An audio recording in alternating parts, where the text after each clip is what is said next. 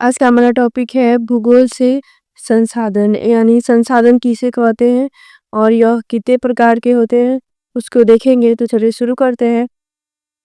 पहला है संसाधन किसे कहते हैं। संसाधन वे वस्तुएं, सामग्रियां या क्षमताएं हैं जो मनुष्यों की आवश्यकताओं और इच्छाओं को पूरा करने में मदद करती है और जिनका प्रयोग किसी लक्ष्य को प्राप्त करने या सहायता प्रदान करने के लिए किया जा सकता है, उसे संसाधन कहते हैं। यानी मनुष्य अपनी आवश्यकता को पूर्ति के लिए जिन जिन भी वस्तुओं का, सामग्रियों का उपयोग करता है वे सभी संसाधन है। जैसे में हवा, जल, पानी, कोयला, पेट्रोलियम, मोबाइल इत्यादि, ये सभी संसाधन है। आगे दिया है संसाधन के प्रकार। तो संसाधन मुख्यतः 4 प्रकार के होते हैं। ये निम्नलिखित प्रकार से है। पहला है उत्पत्ति के आधार पर संसाधन। तो उत्पत्ति के आधार पर भी 2 प्रकार के संसाधन होते हैं, जैव संसाधन और अजैव। अगला है दूसरा है समाप्यता के आधार पर। तो इसके आधार पर 2 प्रकार के होते हैं, नवीकरणीय योग्य और अनवीकरणीय। तीसरा है स्वामित्व के आधार पर। तो स्वामित्व के आधार पर व्यक्तिगत संसाधन, सामुदायिक संसाधन, राष्ट्रीय संसाधन और अंतर्राष्ट्रीय संसाधन होते हैं। अगला है सारणा विकास के स्तर के आधार पर। तो इसके आधार पर संभावित संसाधन, विकसित संसाधन, भंडार संसाधन और संचित कोश संसाधन होते हैं। तो चलिए के बारी बारी से इसके डिफिनेशन को देखते हैं। दिया है पहला उत्पत्ति के आधार पर संसाधन। तो पहला है जैव संसाधन।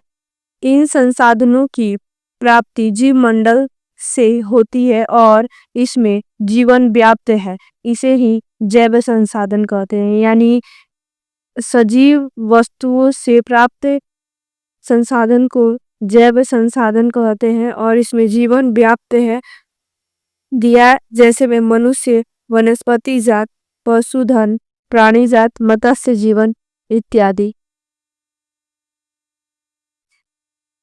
दूसरा है अजैव संसाधन। वे सारे संसाधन जो निर्जीव वस्तुओं से बने हैं अजैव संसाधन कहलाते हैं। यानी निर्जीव वस्तुओं से बने संसाधन को, बने वस्तुओं को अजैव संसाधन कहते हैं। जैसे में चट्टानें और धातुएं, ये सभी निर्जीव है, ये अजैव संसाधन है।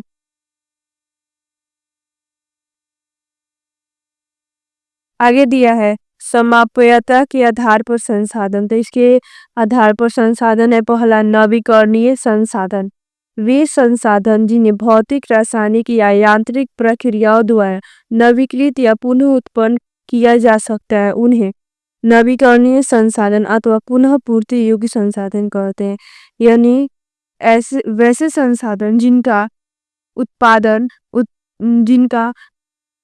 उत्पादन दोबारा किया जा सकता है, उसे ही नवीकरणीय संसाधन कहते हैं। उदाहरण के तौर पर सौर ऊर्जा, पवन ऊर्जा, जल, वन व वन्यजीव, ये सभी नवीकरणीय संसाधन के उदाहरण हैं। आगे है अनवीकरणीय संसाधन। वे संसाधन है, अनवीकरणीय संसाधन वे संसाधन है जो एक बार उपयोग होने के बाद प्राकृतिक रूप से या मानव प्रयासों से जल्दी से नवीनीकृत नहीं हो सकते हैं। यानी वैसे संसाधन जिन्हें एक बार उपयोग करने के बाद उसका दोबारा उपयोग नहीं हो सकता है, इसके भंडार सीमित होते हैं। यानी इसके भंडार जो सीमित होते हैं और एक बार समाप्त होने पर इन्हें बनने में लाखों वर्ष लग जाते हैं। यानी एक बार यह समाप्त हो गया तो इसे बनने में लाखों वर्ष लग जाएंगे। जैसे में जीवाश्म ईंधन, परमाणु ऊर्जा, खनिज इत्यादि। आगे स्वामित्व के आधार पर संसाधन। तो स्वामित्व के आधार पर देखते हैं। तो पहला है व्यक्तिगत संसाधन। व्यक्तिगत संसाधन उन आंतरिक विशेषताओं, क्षमताओं और संपत्तियों को संदर्भित करते हैं जो एक व्यक्ति के पास होती है और जो प्रतिकूल परिस्थितियों का सामना करने और उनसे निपटने में मदद करती है। यानी किसी व्यक्ति के पास वैसे संसाधन, उसके आंतरिक संसाधन जो उसके प्रतिकूल परिस्थितियों में उससे सामना करने और निपटने में मदद करती है, उसे ही व्यक्तिगत संसाधन कहते हैं। ये संसाधन किसी व्यक्ति के कौशल, ज्ञान, अनुभव और चरित्र को दर्शाते हैं।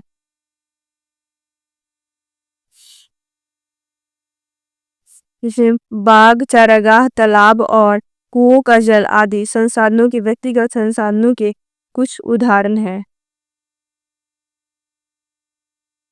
आगे दूसरा, सामुदायिक स्वामित्व वाले संसाधन। ये संसाधन समुदाय के सभी सदस्यों को उपलब्ध होते हैं। यानी ये संसाधन जो है वह समुदाय के सभी सदस्यों को उपलब्ध होते हैं। ये संसाधन किसी भी रूप में नहीं हो सकते हैं, जैसे कि लोग, स्थान, सेवाएं या जानकारी। ये संसाधन समुदाय के सदस्यों को उनके जीवन को बेहतर बनाने, समस्याओं को हल करने या नए अवसरों का लाभ उठाने में मदद कर दे। यानी ये संसाधन है किसी भी सदस्य के उनके जीवन को बेहतर बनाने में, समस्याओं को हल करने में एवं नए अवसरों के लाभ को उठाने में मदद करती है।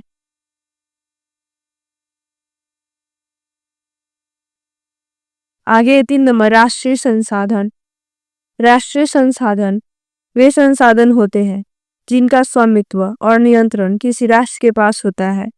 ये संसाधन देश की सीमाओं के भीतर या उनके अन्य आर्थिक क्षेत्र में पाए जा सकते हैं और राष्ट्र को उनका उपयोग करने और उनका प्रबंधन करने का अधिकार होते हैं। यानी राष्ट्रीय संसाधन उसे कहते हैं जिसका नियंत्रण और स्वामित्व किसी राष्ट्र के पास होता है और ये संसाधन देश के सीमा के भीतर होती है और इस पर राष्ट्र को उनका उपयोग करने और उनका प्रबंधन करने का अधिकार होता है। जैसे में भूमि, खनिज, जल संसाधन, वन्यजीव इत्यादि, ये राष्ट्रीय संसाधन है।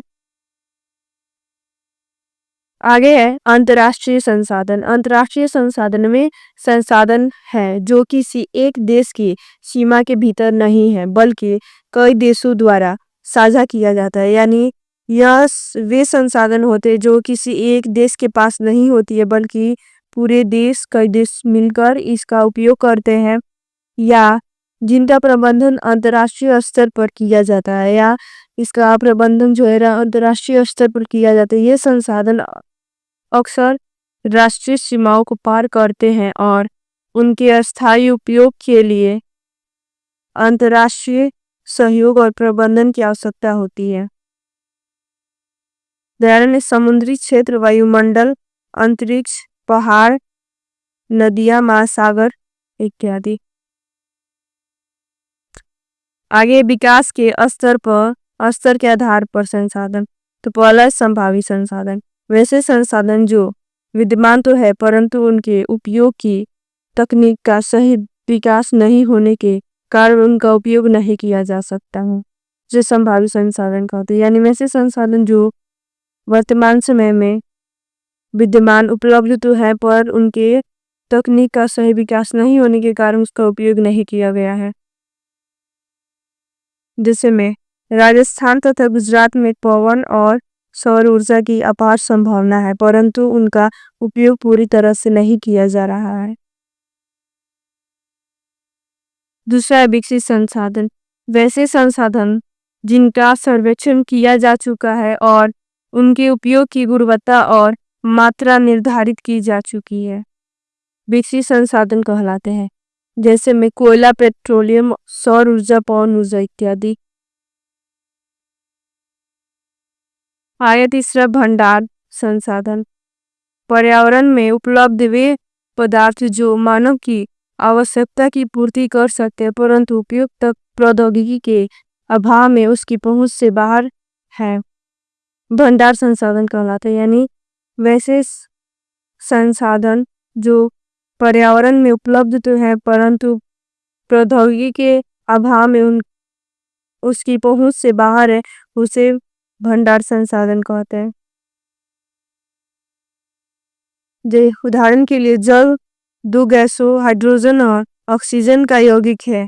हाइड्रोजन ऊर्जा का मुख्य स्रोत बन सकता है परंतु इस उद्देश्य से इसका उपयोग करने के लिए हमारे पास उन्नत तकनीक नहीं है। संचित कुछ संसाधन आगे भंडारित संसाधनों का वह हिस्सा है जिन्हें उपलब्ध तकनीक का ज्ञान उपयोग करके उपयोग में लाया जा सकता है, लेकिन वर्तमान समय में इसका उपयोग नहीं किया जा रहा है। ये संसाधन भविष्य में उपयोग के लिए जमा किए जाते हैं, यानी वैसे संसाधन जिनका वर्तमान समय में उपयोग ना करके भविष्य के लिए संचित किया जाता है उसे ही संचित कोष संसाधन कहते हैं।